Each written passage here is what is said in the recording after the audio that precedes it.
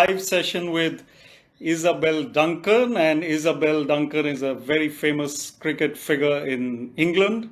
And Izzy or Isabelle is a famous women's cricketer, especially.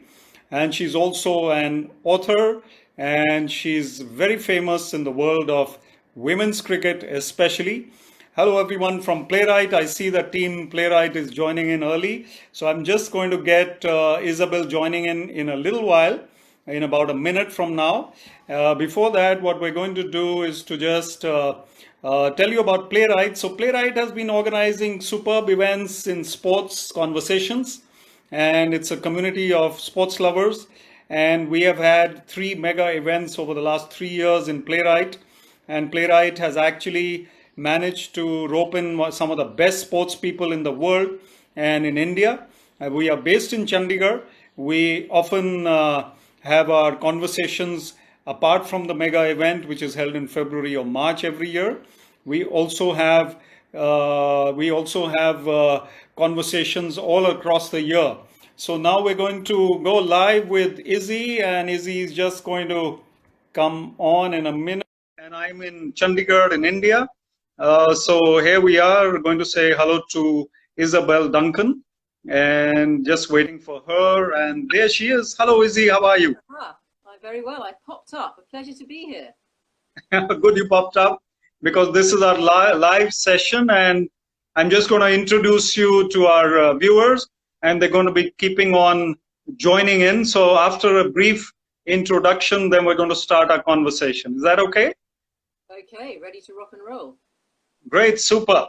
So Isabelle is also a commentator. I was just introducing you, Isabelle, and she's an author of the book Skirting the Boundary, which is fantastic. It's a history of women's cricket, and women's cricket has so much character and depth and history that you'll be very surprised. So you better read her book. Isabelle Duncan is popularly known as Izzy, so I'm going to call her Izzy in this interview. And if I can play with the word, it's going to be easy for me to call her Izzy, right? Izzy? Very acceptable. That's fine with me. All right. So we have Team PlayWrite and some viewers already. What I'm going to do is to start with a little recap of our conversations offline. And you've been telling me about how you got associated with cricket and how you grew into cricket and how you became famous in the sense that you were on the cover of Wisdom, which for cricket lovers, Wisdom is the greatest Bible almanac of cricket. We were absolutely astonished and very delighted to see your picture there. And then we also know that you're a BBC commentator and you're also a qualified coach. I also know that you've been delving into other sports in your journey, which includes squash as well, I believe. And from your CV, I can see a lot of accomplishments. Let me say that PlayWrite is very proud to have you here, Izzy. And why don't you tell us how it feels to be chatting with someone from India? And in these tough times, when the world is going through tough times, we won't talk much about them. But how are you feeling today? Well, I'm feeling great. And yes, we will stay off the subject of Corona because we want to be uplifted, don't we, as you say, and talk about cricket because we're all missing it. Everybody around the world, all the Indians, all the English, everybody's missing cricket hugely. So it's wonderful to be talking about it. I mean, I'm lucky enough here. I live in Surrey, in the Surrey Hills. It's just south of London. I'm lucky enough to have a certain amount of freedom. I live in the countryside, so I can go cycling, running with the dog, and do all those sorts of things. But alas, no cricket.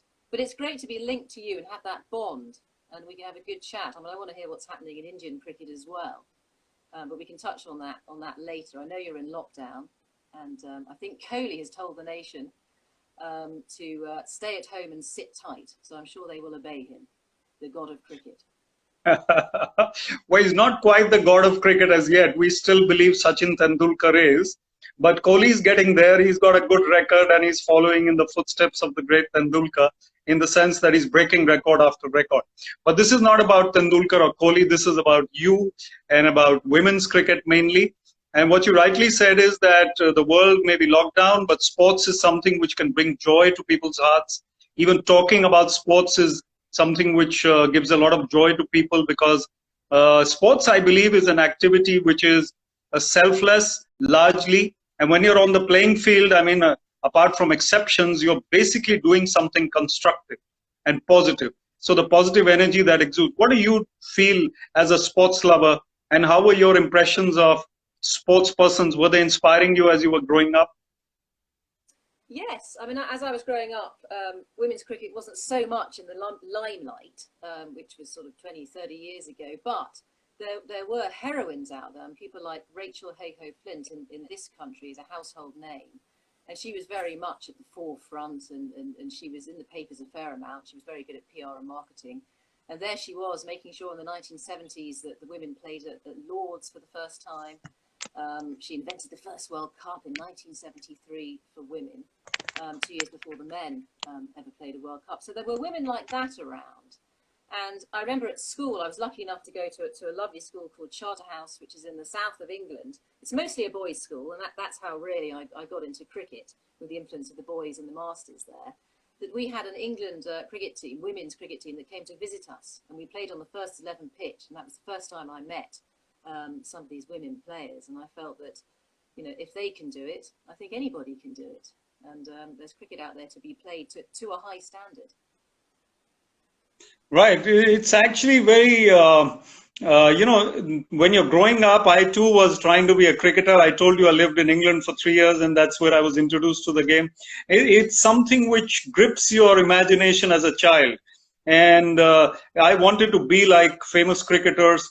And you said that you were in a boys' school. That's why probably cricket came to you. But today it's changing. So do you want to talk about how cricket has evolved for women since your playing days? And how you did you struggle to get into senior teams, or was it easy for you? Were you supremely talented, or were you just coached very well? How did it go for you? Well, I mean, like I said, I'm extremely fortunate to have a privileged background in that I went to a private school. So I had the facilities, and they were on my doorstep, and my father was a housemaster at this school. So the introduction to cricket at Charterhouse was great, and we were coached in the nets, and we had matches, and we sometimes played with the boys. So that really got me going, and that was my first love, cricket, and I've never lost it, of course. And from that point onwards, I played a little bit for, I think, the Surrey under-19s for the women. But then I went off for a year to Africa and came back. And at that point, I realised that if I wanted to play women's cricket, there was an awful lot of travelling involved because there weren't that many clubs playing. And women's cricket at that point, this would have been in the 1990s, certainly wasn't professional. So you couldn't have a career in cricket at that point. You couldn't live and breathe the game. So I thought, in fact, I was quite unique because I felt that I wanted to play men's cricket instead. Not because I wanted to insult women's cricket, but because there was cricket on my doorstep in the village. I could roll out of bed and play Saturdays and Sundays. I could play lots of club premiership cricket, and I could play jazz hat cricket, which is nomadic cricket, travel around the countryside. And of course, I came up against problems with some misogynistic men. You know, it's inevitable that's going to happen. There's a bit of small-mindedness out there. But being down south, they're a bit more accepting than they are, say, possibly if I was playing in Yorkshire or Lancashire in those days. So I had a few problems, but I love my cricket, and I didn't really play very much more women's cricket until the MCC decided they had that third vote in the 1990s, and women were admitted at last, after more than 200 years, to become members of MCC. And I thought, gosh, I'm not going to wait. At that point, the waiting list was 20 years. I'm not going to wait 20 years to join MCC. I need to be a playing member here. So I applied immediately to be a playing member. That brought me back into women's cricket again. And we had a tour to Holland with some really good players on that tour. And carried on playing for MCC for 5 years. You do your 2 or 3 years before you're made a member. You need to perform a bit on the pitch and be a jolly good chap or chapess, and wear the blazer and fly the colours. So I got in 2002 into MCC, and ever since that, MCC's had a big influence on my life. Again, exceptionally lucky to be able to watch cricket from the best seats in the house, behind the bowler's arm, and to watch some women's cricket there. And this is about women's cricket, and of course the 2017 World Cup was phenomenal, and that was really the peak for me. You know, that was a huge turning point in women's cricket. And professionalism. I mean, I'm sure we'll talk a lot about professionalism later. I mean, for me, that was a big change. Of course, when I was young, I was a teenager in my 20s, there was no such thing as being paid to play cricket. But by 2014, I think in England, maybe a year before in Australia, English women who wanted to play cricket at a high level for England could be paid. And that really, really changed everything. I'm going to bring in Chandigarh in the middle of the conversation because a lot of our viewers are from Chandigarh, although I notice there are people who are obviously from England, and I saw somebody whose surname is Gower, and we've heard of Gower before, so we know. Who that is. It's a chum of his dog's called Gower. Don't get too excited. All right, okay. And I can see why you're such a good commentator, because you speak so fluently, and also we're going to talk about your book. So you obviously write very well, because the reviews of the book are absolutely fabulous. I mean, everyone has praised it to the skies, your writing style, and the way you brought in anecdotes. So first we'll talk about your Chandigarh visit, where you came to watch a test match which ended in a draw, and there were circumstances in Bombay at that time which were not exactly let's say hunky-dory. There were things happening which shouldn't have happened. So why don't you describe that trip to Chandigarh? Well, it was quite a trip. Of course, as you say, it was turned upside down by the horrors of Mumbai at that point. But I was with a friend, and we were down in Kerala, touring around the backwaters and having a lot of fun, and thinking we're going to hop up to Mumbai and watch the test match. But that all changed, and we had to take 2 planes, and then we had to get to Delhi and take a train up to Chandigarh. And they made the announcement, as you know, at the last minute for security reasons as to where they would hold the test match up in Mohali. So it was all very last minute, but we were delighted by the city. I mean, I'd never been to Chandigarh before. This was in 2008. And I thought, what a clean and green city. It's the foothills of the Himalayas, really, isn't it? Yeah, it's in the foothills, yeah. Foothills of the Himalayas in the Punjab region. And there was hardly anybody there because of the circumstances. So we almost had the whole arena to ourselves. Although when Tendulkar was batting, of course, then the whole world and his dog in terms of Indians were there. But it was a match where England were on the back foot most of the time. It was a draw in the end. And I seem to remember, I think it was Gambhir scored a century and then in the first innings, and so did Dravid. So I thought it was an absolutely massive first innings. But Peterson was the star for England. He turned it around. He scored a century. And on the brink of his century, I think the night before, I was thinking about doing that wonderful train journey. It's a narrow gauge railway to Shimla. Is it the Kalka? Yeah, that's right. Railway. The narrow gauge, yeah. Yes, the narrow gauge. And we thought we'd do that, my friend and I. But the last minute decided not to, because we realised that Peterson was on the turning point here. He was going to get his century, hopefully, the next day. So we never made that journey. So there's very good reason for me to come back. Well, lots of good reasons for me to come back. One of them being your literary festival, but also to take that railway journey that never happened the first time I came to the city. And I do remember the fog. Yeah, and absolutely. And you know, I just read, by the way, a comment by one viewer who's just bought your book on Kindle. So the conversation is helping your book sales as well. And as an author myself, I know how good it feels when someone buys your book, right? So good to know that. I believe it came out about it came out about 6 years ago, right? So tell us about the book and how you 2013, so about 7 years ago. So tell us how it grew. I mean, the book and the writing journey. And I mean, playing cricket is one thing, but not everyone can talk about it or write about it, and then research into the history of the women's game. So how did you go about constructing the book, and how was the experience? Well, I think I realised early on that there was a yawning gap there for the history of women's cricket. Nobody had written a comprehensive history. And when I looked further, I realised that, you know, the history, as you said, is as deep and as colourful as the men's. And there were lots of stories to be told, and lots of pioneering women who should get out there in the limelight.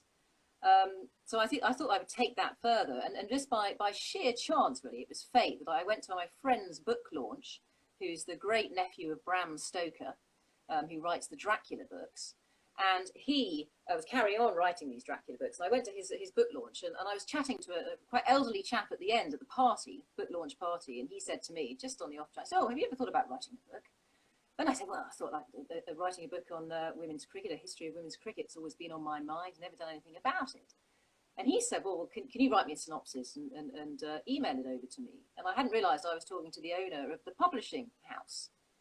And so it was almost fate, really, that this book fell into the laps of the publishing house, Robson Press and Bite Back Publishing.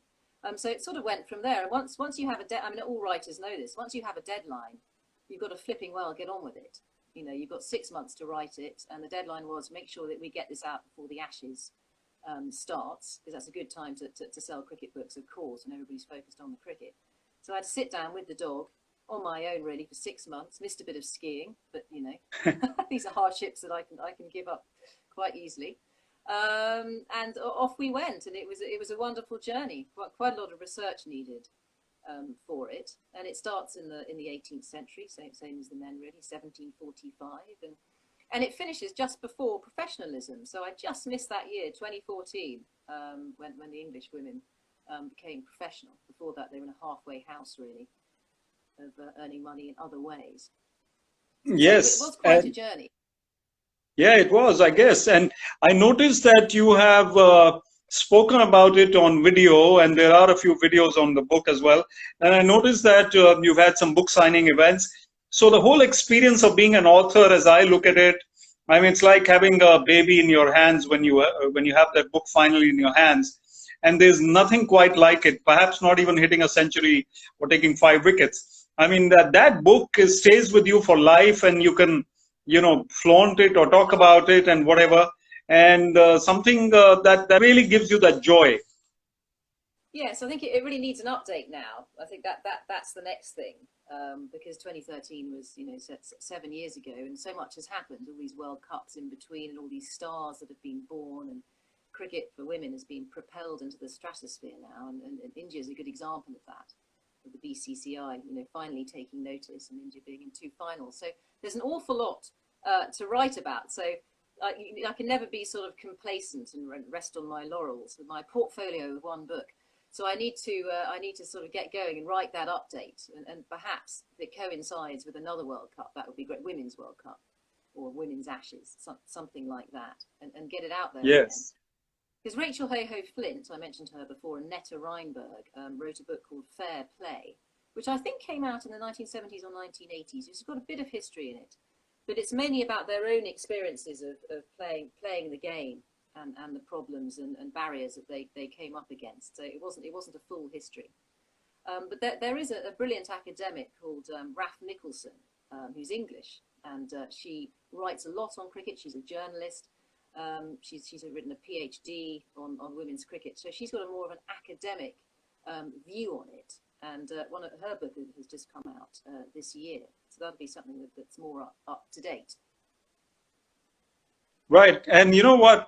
I was talking to, just for the information of viewers, I was talking to Izzy yesterday, just preparing for this session, and we decided to keep rotating the strike in our partnership, and I think we're doing pretty well, Izzy. What do you say? I think so. I feel rather bad because I think you've published a book or 2 probably, haven't you?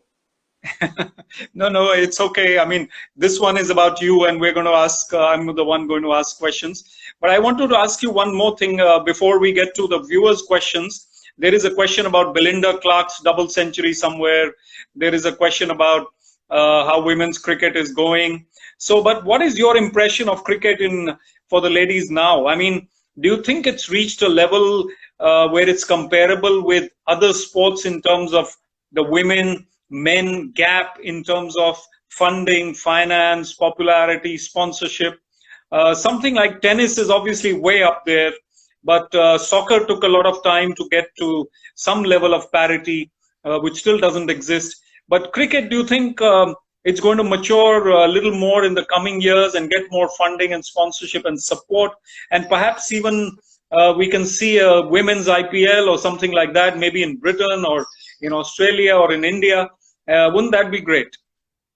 Yes, I mean, I think things are galloping along really in the world of women's cricket. I suppose more recently we've had the domestic T20 competitions, which I think have helped enormously. Australia with the Big Bash, with the first country to get women on board, and then England soon followed with the Kia Super League. But of course that is being binned, and we're having the 100 instead. But I don't like to talk about that because nothing's happening anyway. But In terms of women's cricket, I'm very surprised that the BCCI haven't already put a women's IPL in place, because the women out there are unbelievably talented, and you've got these superstars who've got millions of followers, and they've no problem selling TV rights and that sort of thing. That's already been proven through World Cups in the last 3 years. 2017, 150 million people tuned in to watch that final between India and England at Lord's.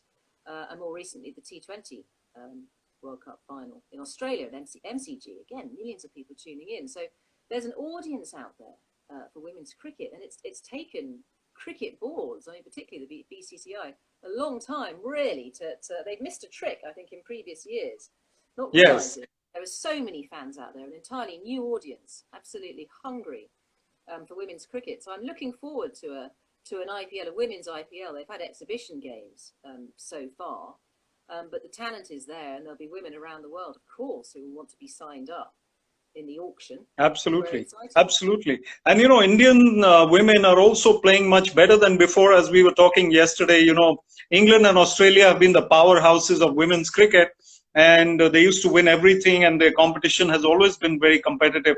But Indian women now have reached the finals of two World Cups. And how do you think they're performing? And do you think they are also gaining in fitness and stamina, which perhaps was not that good earlier? Perhaps we've always been good in skills, but not so much in fitness and stamina. Are they quicker and fitter now, the Indian girls, do you feel?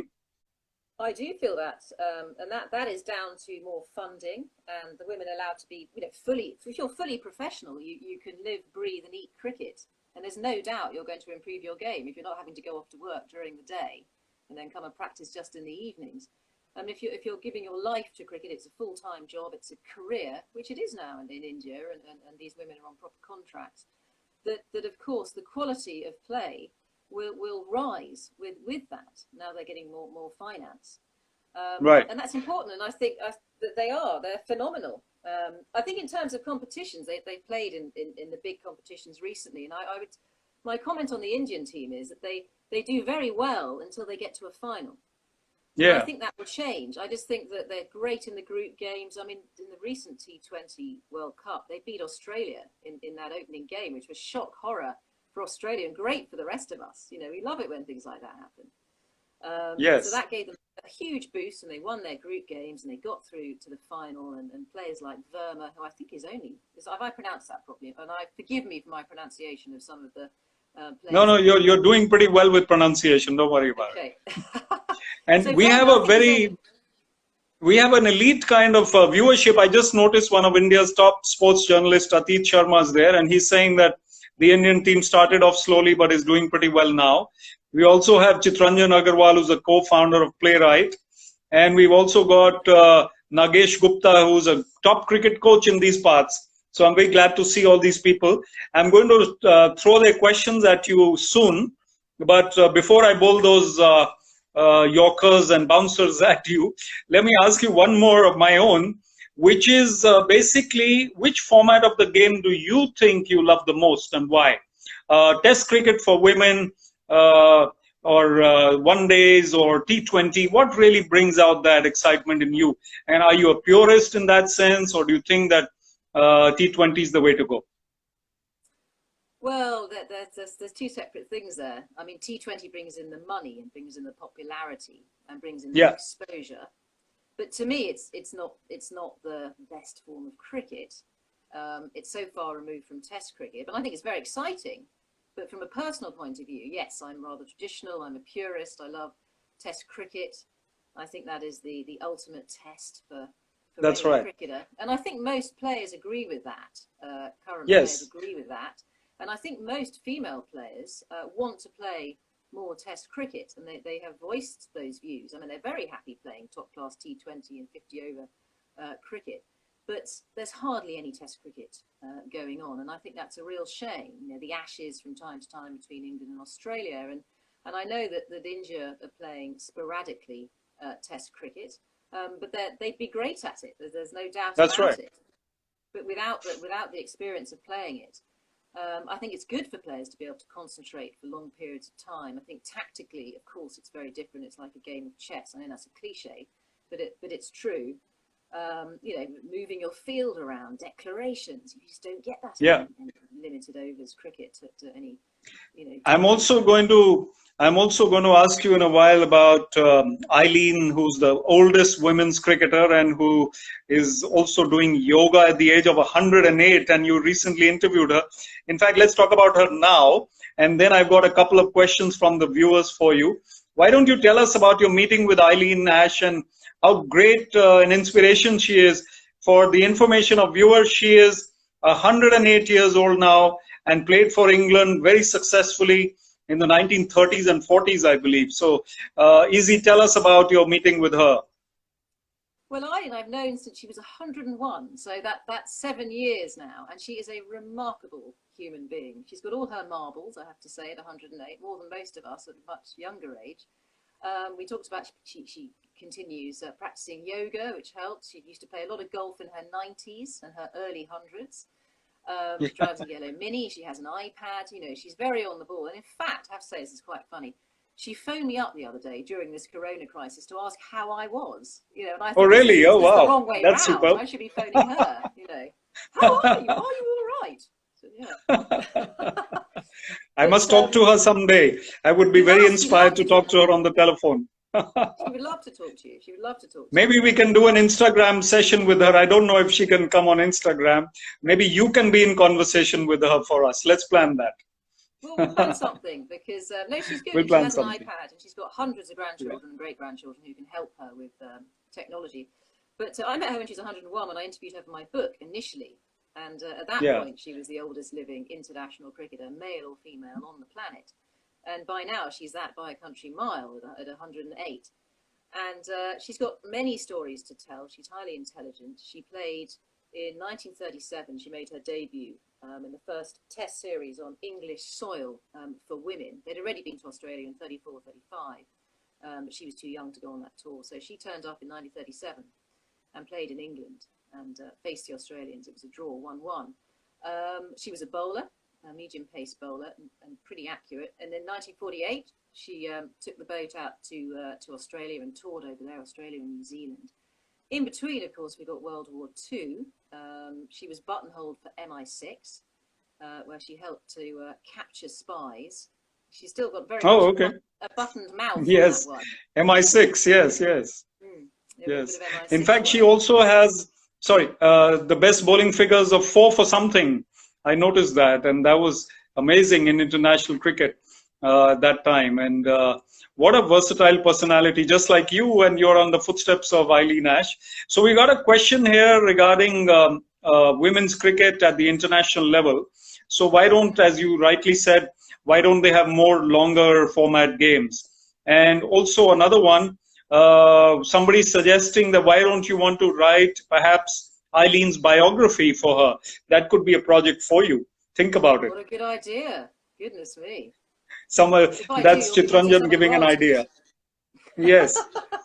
Yes, that would be fascinating. That would be fascinating. However, she remains zipped on the MI6. I've got to try and extract those secrets out of her.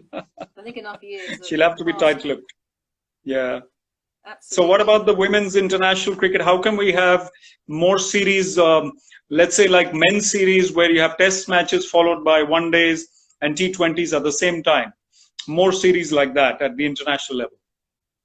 Yes, I mean, it was, first of all, for the Ashes now, for the women, England versus Australia, Claire Connor, who is Director of Cricket at the ECB for women's cricket, came up with a brilliant idea of having that multi-format on a point system, which would work well for some men's countries, I think, where they only play one test match, but, you know, you get, I think it's something like 6 points for a test match, and if you win the test match, 4 points if you win an ODI, and another 4 points if you win the T20. So you'll get 3 or 4 ODIs and 3 or 4 T20s thrown in. And so it gives it context and meaning, and all of the matches are linked. So if you only have one test match, it doesn't all rest on winning or losing a test match, and it's linked to the other games. And that, I think that works very well for women's cricket, and it's a good way of reintroducing test cricket, I think, for other countries, you know, like South Africa, or the West Indies, and India, New Zealand, all those types of countries who are perfectly able and talented and would put up a good fight when it comes to test cricket. But the reasons it'll be gripping. Yeah. Yeah. Absolutely. We need more television, more young people watching the game, and more interest. Yes. We've got somebody from Iceland over here, and his name is Kit Harris, who's been to Chandigarh. I believe you know him. So you can say Oh hi yeah, to Kit. Yes, Kit he Harris. introduced me to you. He's very. Thank you, Kit. It's very kind of you. Thank you, I'm on the Kit, for virtual sofa. introducing us. Yeah. Yes. And Kit has a good leg spinner, by the way. He practiced some bowling with me when he was here in Chandigarh. And he Oh went to the wow. nets of the Kings 11 Punjab later and Oh bowled over wonderful. there. Well, if I Yeah. ever make it, I'd love to have a net with you. Being you're an under 19, aren't you? India under 19 international. So there's a question for you, Izzy, that what is your favorite story from women's cricket? Maybe something that happened to you or something you heard about, maybe a story or two from women's cricket. Right. Well, more of a personal story. Or Something that anything might you like. be. Well, there's quite a funny story linked to MCC. When I first became a member of MCC, you can imagine after more than sort of 200 years of not having women, some of the members found Yes, it quite difficult to embrace the fact that there were quite a females breakthrough. quite a breakthrough. But not all members were very happy about the decision. But this was a long time ago. Remember, this is 2003, I think it was. Yeah. And I was standing just outside the long room next to the bowler's bar, or next to the writing room, and watching the cricket. And this old chap just sort of almost fell down the stairs of the bowler's bar and just stared at me and started shouting. He had a great big bushy sort of RAF moustache out here. He must have been about 110. And he said, "What are you doing here?" At Oh the top of God. his voice. And it was embarrassing because it was the middle of a test match and the whole of the long room went quiet and just stared because they could see what was going on through the door. And this chap wouldn't leave me alone. He said, "Well, we don't have women in MCC. Well, are you lost?" It's literally word for word. And I said, "Well, I'm not lost. No, I'm a member and I'm quite entitled to be here." And he said, "Show me your pass." And I said, "I'm not showing you my pass. You're not a steward. Go away." And he wouldn't go away. So I sort of stood there and said, "Well, I'd like to take your name and report to you to the secretary." And he sort of stood to attention and gave me his name and carried on kind of raging and shouting. And at this point, a member of the MCC committee came along and saved me. He was like a knight in shining armor because I was getting more and more embarrassed, everybody staring. And he grabbed this man and said, "Would you leave this young lady alone? She's every right to be here. And would you please leave?" And he ejected this man from the pavilion. He was furious. I could hear him shouting as he was sort of pushed down the stairs and out the door. He was still shouting outside. And this lovely gentleman who saved me came back and invited me into the committee room for the rest of the day. So by the time I got into the committee room, all the great and the good were in there. People like Ted Dexter was there, and Mike Brearley and Tim Rice and people like that. So in I came. They all knew the story already, and they came up to me and said, "You were the girl who was attacked by the man with the moustache, aren't you?"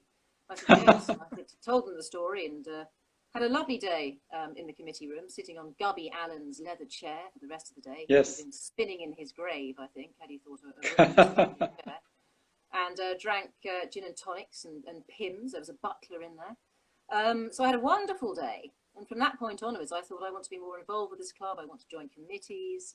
I want to meet more people. But it was quite, I have to say, pretty daunting. It was a funny story in the end, but quite daunting for new female members. Less daunting now because there are more of us. But in the early days, you might be the only woman in the pavilion with several thousands of men.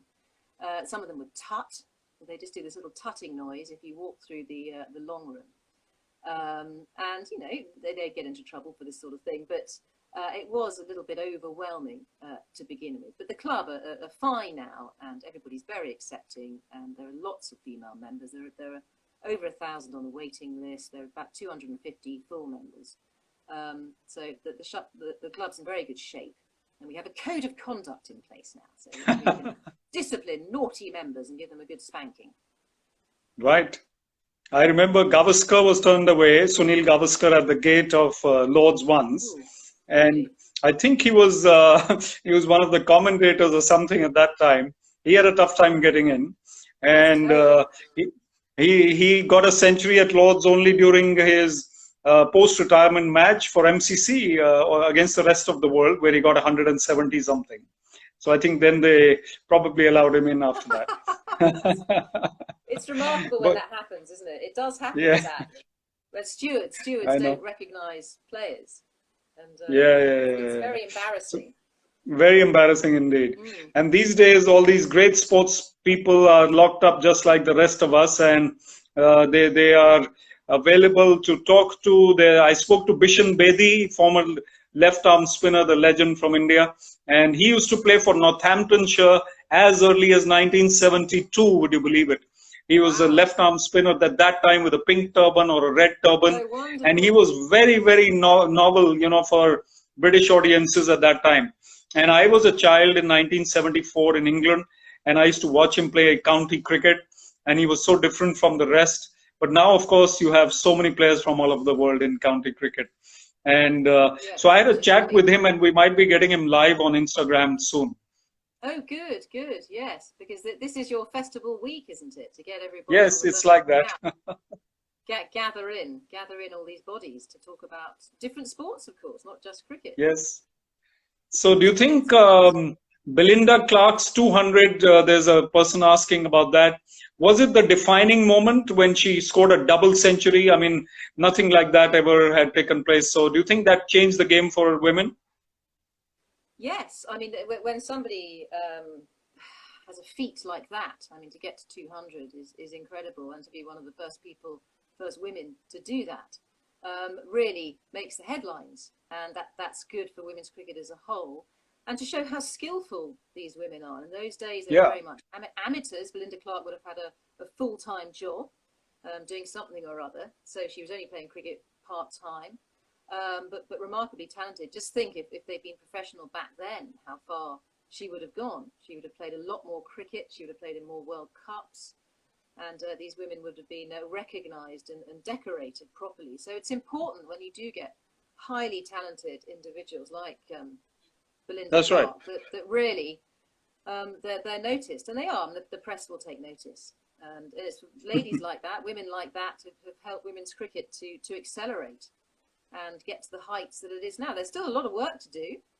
There's a lot of work to do with cricket boards, the ICC and cricket boards around the country. I mean, I feel that professionalism should be, there should be blanket professionalism across the full members of ICC who have women's international sides.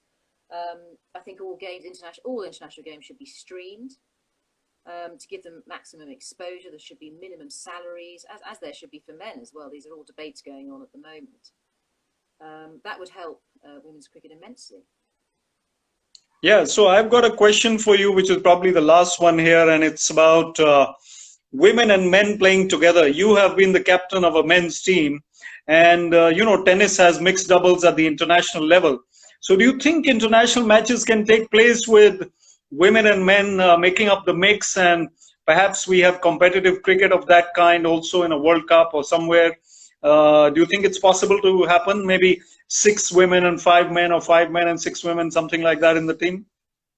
Well, it has been talked about, hasn't it? Particularly in India, I think it was talked about at a T20. Yes. Yes, I mean, if we talk about brute force, I mean, luckily, cricket is not all about brute force, and it's a non-contact sport. So there's every reason to think that is possible in the future, because women have plenty of finesse, they have timing, and some of them are much stronger now anyway with all the training that goes on. And I think facing fast bowling, that's a question of getting used to it. You know, the more you face somebody who's bowling quick, the more you dive and you get used to it. Women at the moment, I think the top speeds are up to about sort of 79, 80 miles per hour, which is still pretty quick. And women are getting faster and faster at bowling, and that's better than most men's top club cricket. So they're getting there in that respect. But I think, I mean, you may have heard of Sarah Taylor, who was England's wicketkeeper, phenomenally talented, and a great bat as well. And she was the first woman to play grade cricket in Australia. So that was groundbreaking to have gone out to Australia and have done that. And there were talks about her playing for her county, which I think is Sussex, second 11. She's now retired from the game, sadly, but there was very much talk about that in 2015, 2016 when she was out there. And I've always felt that, I mean, say you got an equivalent, and a female equivalent of Shane Warne was born into the world. You would want that player, male, female, whatever colour, you would want that player in your team. It doesn't matter if you would. Boom. If they can spin the ball like Shane Warne, they can. and that's not about strength. That's about F and No, G, flight and guile. it's So I about think